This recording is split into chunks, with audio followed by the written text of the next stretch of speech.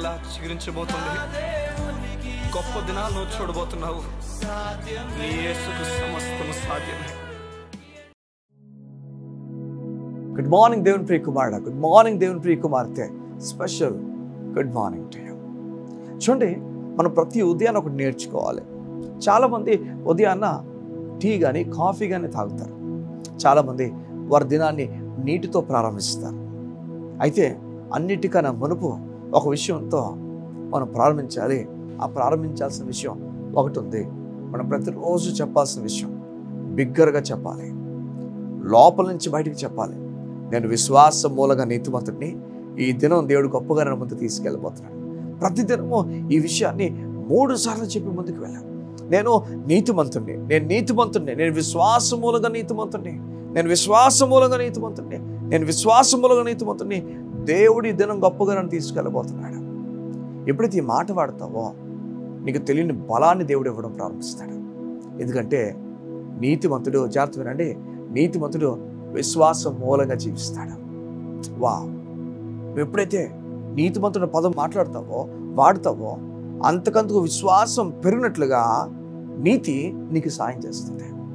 ఈరోజు అనుకుంటున్నావేమో, నాకు విశ్వాసం లేదు బ్రదర్, ఇంతకుముందు నేను విశ్వాసం ఉంచలేకపోతున్నాను. అవును, క్రియల మీద పడుతున్నవాడు విశ్వాసం అటు ఇటుగా వెళ్ళిపోవచ్చేమో. దేవుని నీతి మీద ఆధారపడుతున్నవాడు అలా ఉండదు, నిత్యం అలా ఉండిపోద్దంతే విశ్వాసం. ఈ ఉదయం దేవుడు నీతో మాట్లాడి చెప్తున్నాడు, క్రియల మీద ఆధారపడేవాడు విశ్వాసం ఎప్పుడు కూడా కిందకి పైకి వెళ్తుంటుంది. అయితే విశ్వాసం మూలమైన నీతి మీద ఆధారపడిన వాడు ఇప్పుడు ఆ విధంగానే స్థిరంగా ఉంటాడు, భయపడ్డదేనిక. క్రియల మీద ఆధారపడుతున్న వాడు విశ్వాసం ఎప్పుడు కూడా కిందకి పడిపోతుంది. దేవుని నీతి మీద ఆధారపడుతున్న వాడు విశ్వాసం ఎప్పుడు పైకి వస్తుంది. ఈ ఉదయం దేవుడు నీకు చెప్తున్నాడు, క్రియల మీద ఆధారపడదు, విశ్వాసం మూలమైన నీతి మీద ఆధారపడి ముందుకు వెళ్ళడానికి ఇష్టపడు.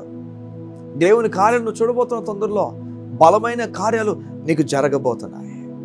చూడండి, ఎప్పుడైతే విశ్వాసం మూలమైన నీతిని మనం నమ్ముతామో తెలియని ధైర్యం పడుతుంది. అవును, నేను విశ్వాసం మూలంగా నీతిమంతుడయ్యాను కానీ నా క్రియల వల్ల కాదు. అబ్రాము ఏం కనుగొన్నాడు? తన శరీర ప్రకారం ఏం కనుగొన్నాడు? తను నీతిమంతుడు అవడానికి కారణం తన క్రియల, దేవుని కృప కదని దేవుని లేఖనాలు చెప్తున్నాడు రోమీయులకు రాసిన పత్రికలో. అబ్రాము మనలాంటి ఒక మనిషే. ఆ వ్యక్తి క్రియల వల్ల అవ్వలేదు, విశ్వాసం మూలంగా అయ్యాడు కదా. అబ్రాముకు దేవుడు చేసిన వాగ్దానాన్ని కూడా విశ్వాసం మూలమైన నీతి వల్ల చేశాడు కదా, క్రియలు బట్టి కాదు కదా. ఈ ఉదయం దేవుడు నీకు చెప్తున్నాడు, క్రియలు బట్టి నేను చేయను, నీతి బట్టి చేయబోతున్నాను. అయ్యా, నీకు దేవుడు నీతిని దానంగా ఇచ్చాడు. నేను దేవుడు నీతిమంతుడిని పిలుస్తున్నాడు. నీకు చెప్తున్నాడు, నువ్వు నీతిమంతుడివి, దగ్గరకు రా, గొప్ప కార్యాలు నీకు జరిగించబోతున్నాను. ఈ విధంగా అలసిపోక, భయపడిపోక, కంగారు పడిపోక, దేవుని కార్యాలు జరగబోతున్నా ధైర్యంగా ముందుకు అడుగులు వేయడానికి ప్రారంభించు. నీ ఉద్యోగానికి వెళ్తున్నావు కదా, ధైర్యంగా వెళ్ళు, భయపడక. దేవుని కార్యం చేయబోతున్నా, నీతిని నమ్మి వెళ్ళు ధైర్యంగా. అయ్యా, నా నీతిమంతుడిని పిలిచావు కదా, నేను వెళ్తున్నాను. నువ్వు ఏ విషయంలో అయితే అడుగు పెట్టబోతున్నావో ఆ విషయంలో దేవుని నీతిని పట్టుకొని వెళ్ళడానికి ఇష్టపడు. దేవుని నీతి నీ సంఖ్యలను తెంపేస్తుంది. దేవుని నీతి నీ డిప్రెషన్ నుంచి బయటకు తీసుకుని వస్తుంది. దేవుని నీతి నీ ఆరోగ్యమును సడలించి సరైన ఆరోగ్యం నీకు ఇస్తుంది. దేవుని నీతి నమ్మడానికి ఇష్టపడు.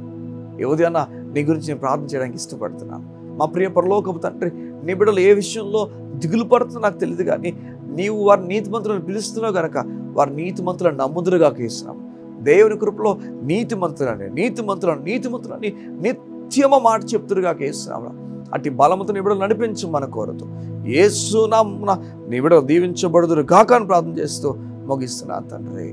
ఆమేన్, ఆమేన్, ఆమేన్. ఈ ఉదయం దేవుడు నీతో మాట్లాడి చెప్తున్నాడు, నువ్వు నీతిమంతుడిగా అయ్యావని. నువ్వు కృంగిపోక, భయపడక, గొప్ప కార్యాలు చూడబోతున్నావు. God bless you. See you tomorrow.